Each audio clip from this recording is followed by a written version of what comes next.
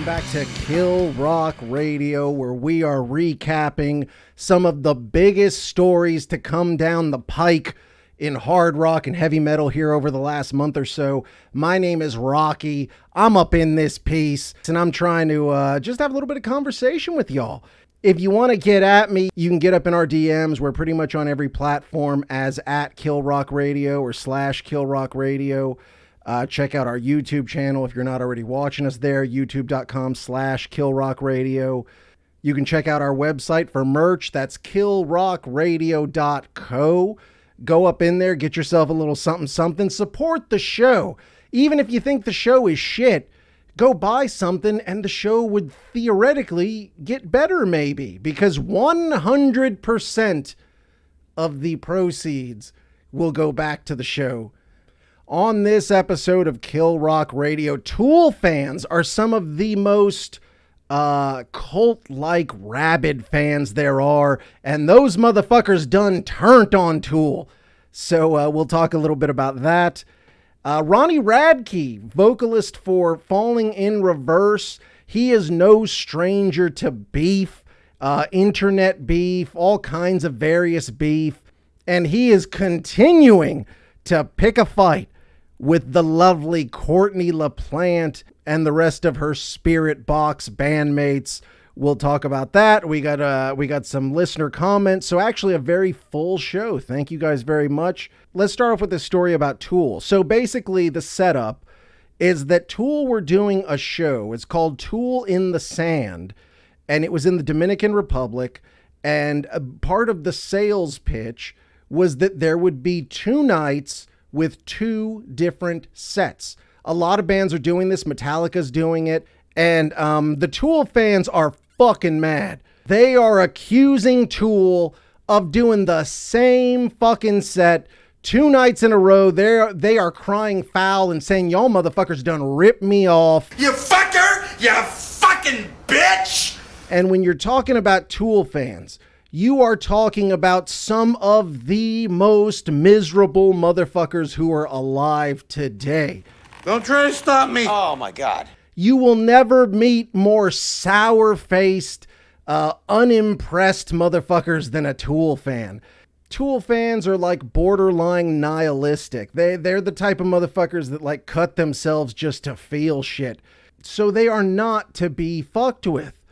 And Tool fucked around, and they're starting to find out a monster of their own creation is now turning around and trying to bite them right in the ass. That's what you get for fucking with me. They were doing 2 shows, 2 different set lists. Tool fans, as I said, they're miserable, but they are cult-like. They follow James Maynard Keenan and the other members of Tool like they are Jesus and the apostles, dude. Every song gets broken down word for word, note for note. And the prospect of being able to see 2 full different sets, you know, that sounds really good. That would be a thing that I would imagine Tool fans would want to see. So, looking at this set list, I will say this. They are different sets. However, I will say there are several repeats here. If you look at the March 7th set list, you know, great looking set, 10 songs. Next night, they did 1 less song, so only 9 jams. How long were these sets? Tool songs are fucking long. To think you could like do a whole show and only get 10 songs out. The next night, 1 song shorter. So people were basically saying, oh, they ran out on us at, 30 minutes early. They expected essentially the same length of show. And then there were certain songs that were repeated multiple times. Like, for example, Fear Inoculum, Rosetta Stoned, Pneuma. Some would say up to half the set was essentially a repeat performance from the night before. So there's a lot of people. Once again, the Dominican Republic, it's not like you're selling 2 nights out in a row for Tool with actual people from the Dominican Republic. The people of the Dominican Republic are dirt fucking poor. They're having to go like fuck white tourists just for any hopes of getting the fuck off the island. So, they're certainly not giving a fuck about Tool. So the reality is that people are traveling to come see Tool play. So if part of your sales pitch is that it's two different shows, it's a gray area, because they kind of did two different shows. There were other jams, but you know, according to reports, there was a palpable rage in the crowd night 2. People were flipping the finger at the band, even booing their beloved Tool, who they literally follow from town to town. How long did it take them to turn on Tool? One motherfucking show. Not even a half a show. Fuck that! So one of the attendees was this guy by the name of Stas Rusek, and they are calling on other fans that attended the shows to join him in a class action lawsuit against Tool. This is what happens when you fuck a stranger in the ass! And this is a quote from Rusek. "These were my 27th and 28th Tool shows. There was a palpable sense of betrayal in the air as the show began the second night, and it lingered throughout the remainder of the weekend." So basically, once people heard Fear Inoculum, the show started differently. Night 1 starts off with Stinkfist, classic jam. Night 2 starts off with Fear Inoculum, which was the second song from night 1. So as soon as people heard that there was a repeat song there, they started to kind of look at each other like, hey, what the fuck's going on? And as the show went on and they heard more and more repeats, I think they got more and more pissed off. Here's another quote from Stas Rusek, saying, "What it boils down to is that purchasers of the festival package were promised 2 unique sets by Tool. While the comments on these posts argue about what unique means, the reality is that the opportunity to see Tool play 2 unique sets, i.e. no repeats, was the determining factor for most attendees to pull the trigger on spending thousands of dollars to attend." And really, that's the crux of what's pissing these people off so bad. Maybe if it's just a regular show, you say, fuck it. But you took an entire vacation based on this show. You've spent thousands of dollars. You know, really, this is a problem that's affecting the entire music industry. The tickets are becoming so astronomically expensive that people, like, they're not fine just to show up and hear 9 jams. They want you to play for fucking hours. People want a gimmick. They want more than one night. They want all this shit because they've paid so much fucking money. Stas Rusek continues, "Most Tool fans like me have attended multiple shows on the same tour, and we know that due to the spectacular and complex nature of their show, most songs will be repeated. However, this is not what festival attendees were promised." Damn, why this loud bitch gotta bring that shit over here? I really, hell hath no fury than a fucking Tool fan scorned. As I said, these are the most insufferable motherfuckers alive. Could you imagine a band that you would go and see? This is now your 28th time, and you are ready to sue the fuck out of them? Laughable, man. Tool have, for their part, not said shit about it. I guess you probably can't, because this guy is actually a lawyer, and multiple outlets, you know, checked on the guy and made sure it's true. And it is true. He is a lawyer. He is trying to get the fans to jump on a class action settlement. I would say to Tool fans, I understand you're unhappy, but I mean, you're at the beach. It's the DR. It's gorgeous. You get to see your favorite band 2 nights in a row. What's so bad about that? I mean, they played the show. You know, hardcore Tool fans, they fucking listen to every song 1,000,000 times. But at the same time, you know, Rusek is correct. I mean, these are not unique sets.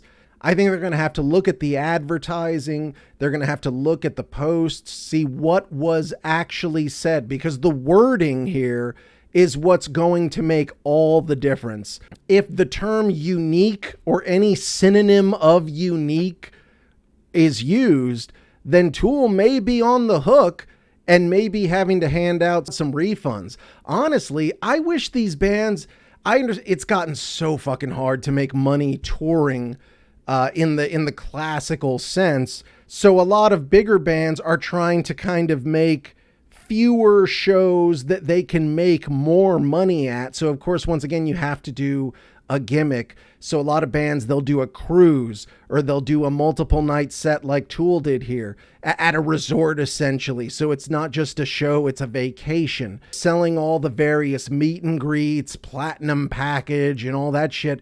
I wish it didn't have to be that way, but you know, if you look at the business of it, I mean, it is a hell of a hard thing to do for a band to actually make money doing a tour. And rock bands, that's where they make the bulk of their money, is on tour. Something absolutely must be done. So we will keep up with this and let you know if this lawsuit ever comes to bear. I would guess if the other Tool fans choose to not sue their favorite band, then the lawyer would essentially have to go it alone. And is it worth it? I don't know. We'll see how many jump on, and I will keep you up to date with it. Anyways, moving on.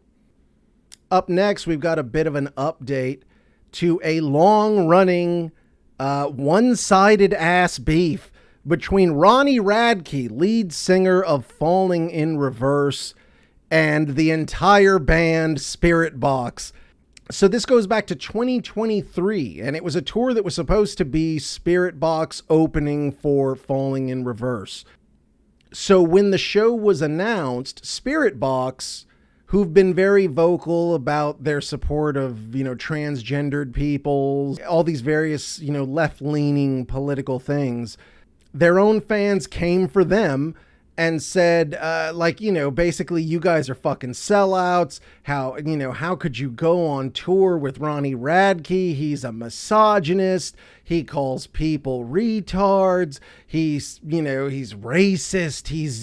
Ronnie Radke is everything. He's the most evil motherfucker in the world. And so Spiritbox basically kowtowed to their fans, and they fell off the tour. Now, in the moment, Ronnie Radke kind of took the high road, said, listen, it's all good. I'm cool with them. I don't know if they were supposed to kiss his ass. I don't know if he expected some sort of tribute, but whatever they did pissed him off much more than he admitted in the moment. So ever since then, anytime Spiritbox comes up, he misses no opportunities to call Spiritbox out and say that they suck and all that shit. So Spiritbox have an album that just came out called Tsunami Sea. With all the press that's around it, I know Courtney LaPlante, the lead singer, was saying that they wanted to go away from such glossy production. Somebody had commented to Ronnie Radke that Spiritbox, even though they talked that shit, their new album was extremely polished. Ronnie Radke, once again, will not skip an opportunity to fuck with Spiritbox. He says, and I quote, "That shit is not polished. Album is fucking unlistenable, mixed horribly, and songwriting is terrible. Y'all nominating that shit for a Grammy is unacceptable. Straight up fucking garbage. Gloves are off. Ollie Sykes is lying to all of you saying it's good. I promise you none of these clowns are ever being honest to the fans. I'm tired of the lies." Calm down, girl. Ronnie Radke, and I say this with respect, he's bitchy. You fucking bitch! And it's pretty obvious he is jealous that Spiritbox were up for a Grammy. He's got a little bit of the old "what about me" syndrome. When you are an artist, I don't give a fuck what you are. If you paint, if you dance, if you act, if you rap, if you play a guitar, whatever the fuck it is you do for your art, people around you that do the same thing, they do not want to see you do well. They feel like maybe they do, but when they see it, they start to say, that motherfucker isn't as good as me. And it is rampant. Like I said, any form of art, this exists. And Ronnie Radke is jealous. Another quote from him, he says, "I spent my entire life writing hit fucking songs and mixing. This shit is fucking garbage. Objectively bad. Mix is terrible. Period. Plain and simple. Songwriting is awful. Terrible melodies. My opinion is the truth. None of these people will ever admit it, but in my DMs, they all agree. Which is classic internet bullshit because people are trolling you, dude. They're in there, giving you the thumbs up because they want you to keep going. They love the smoke. They love to just fucking chill and watch it go down because most of us are just fucking around on the internet because we ain't got shit else to do. He is insanely petty, and he stays playing to like the most toxic elements that are present online. He loves to show off for those motherfuckers because once again, they will all get behind him and say, fuck yeah, dude, you're the man. You've got the balls to tell the truth. And Ronnie Radke, like he says, yeah, I've been writing hit fucking songs and all that shit. Ronnie Radke has had a lot of success. That's no fucking joke. When he puts on a show, it's going to be, if not a sellout, at very least a very full crowd. A lot of fans, a lot of followers, a lot of what it takes these days. And really the issue is he's too much of an asshole. People don't want to deal with that shit. You can kiss my ass! And so he's acting out. He's throwing a tantrum. That's essentially what this is. Spiritbox has never replied to him. There is no clapback. This almost isn't even a beef.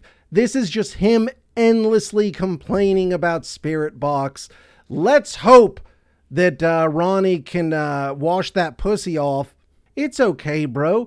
It's just a new year for you to make some new jams, suck ass to some more pop bullshit. Ronnie Radke put Jelly Roll in his shit. Maybe he's mad that he had to go work with fucking Jelly Roll and he didn't win a Grammy.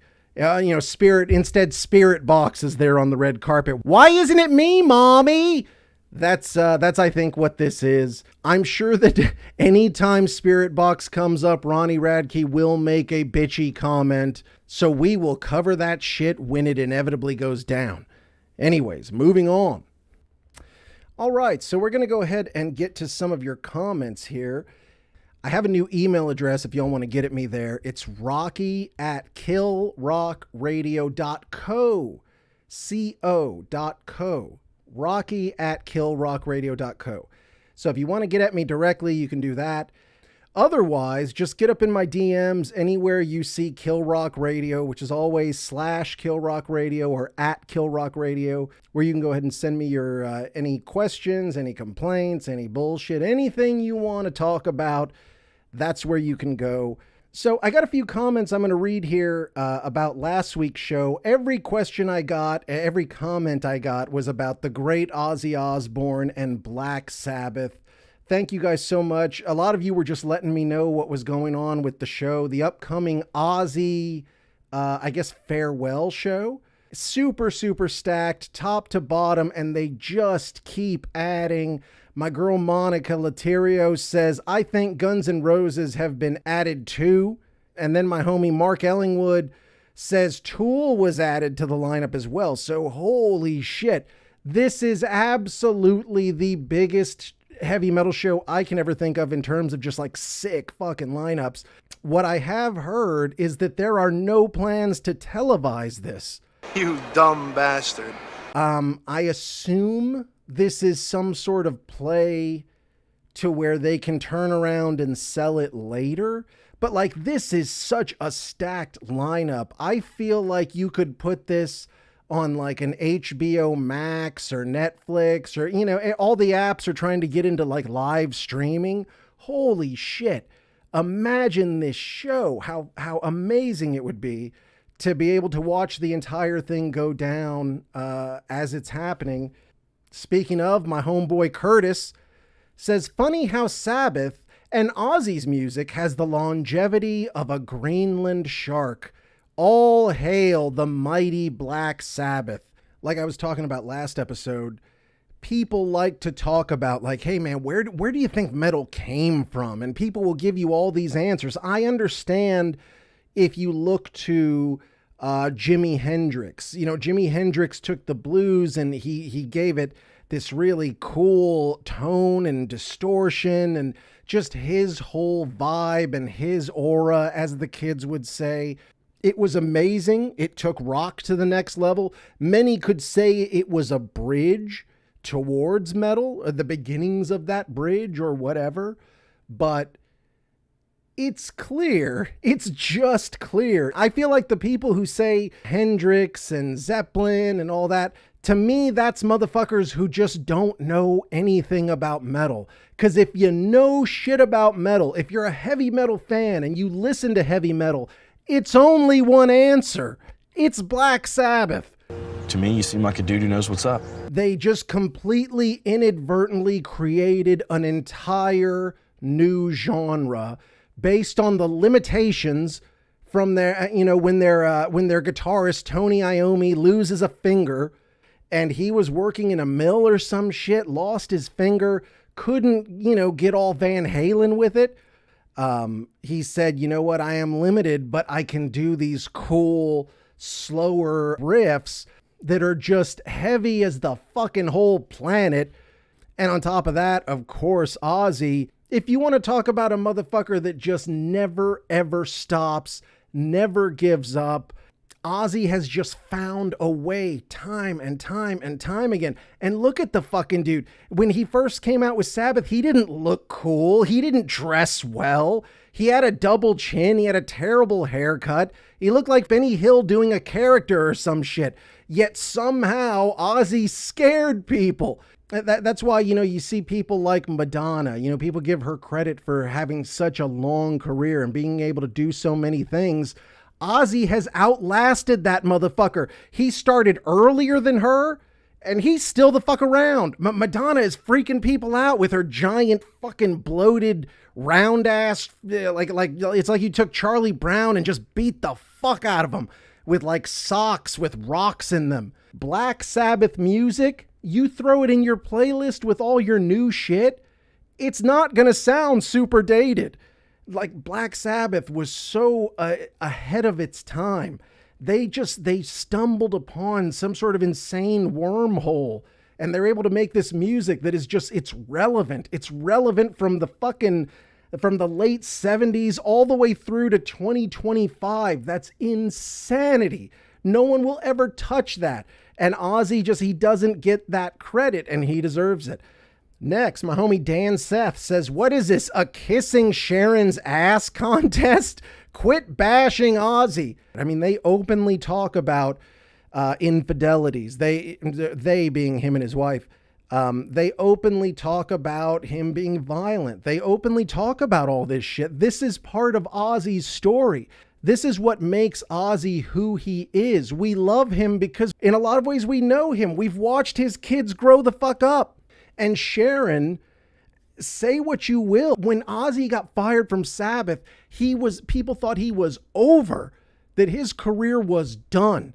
And Sharon saw it. She picked him up off that trash heap, sat on his dick, ground it out, and she turned him into a new man. That's women can do that for a man. Women always look for the possibilities in men. They look for the potential. And most women are not able to capitalize on that. Sharon, I mean, she literally pulled Ozzy up out of a puddle of his own shit and vomit, and she took him and she turned him into a huge star. Not only did she make him a star, she kept him a star. Ozzy has hit songs in the 80s, in the 90s, in the aughts, in the 10s, and in the fucking 20s. The dude, it's amazing. But don't sit and act like Sharon Osbourne doesn't play a large part in that, because she's the manager. She is the one who made the moves.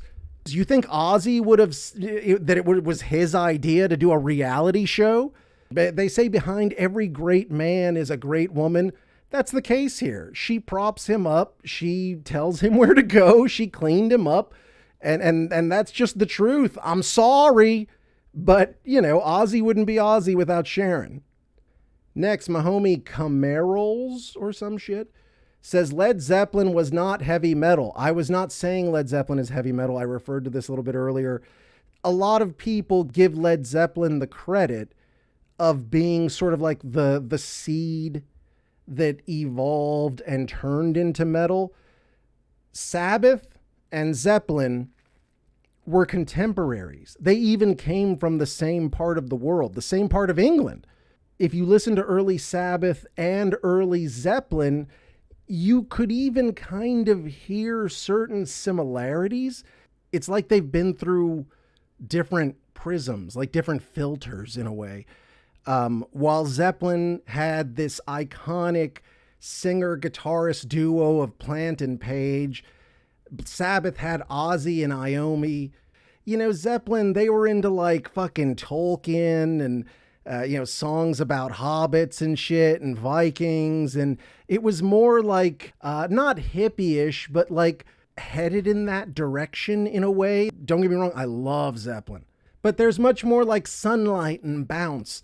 Whereas you look to Sabbath and that it like all the tenets of heavy metal are there. They admit it is based on scary movies.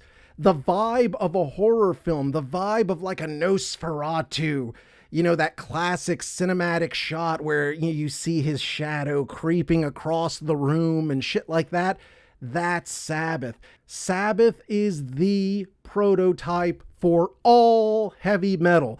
Every heavy metal band that has ever existed, it starts with the Sabbath bass. It's like, when you buy a computer and it's just got like those bass programs on it, you haven't added shit to it yet. That's what Sabbath is to metal. Sabbath is the operating system of heavy metal. It starts there. We build from there. And that's the greatness of Sabbath. So yes, Zeppelin, not a heavy metal band. I agree. But anyways, that's it. Thank you guys so much for your comments. I'm already seeing comments line up for next episode, so I will get to those. Thank you guys so much. KillRockRadio.co is where you can go if you want to get some Kill Rock Radio merch. 100% of proceeds will go back into the show and making the show better. And, we got a koozie there. Keep your little fingers warm. And also, we've got some stickers illustrated by me of my boy Lucifer himself. Put him on anything. Put him on your Mac. Put him on your ass. Put him wherever the fuck you want to put him. Thank you guys so much. Once again, that's killrockradio.co, where you would go to buy that stuff. On that note, I'm going to let you motherfuckers go. Thank you so much. And we will keep this conversation going on the next episode of Kill Rock Radio. I will talk to you crazy motherfuckers later. Peace.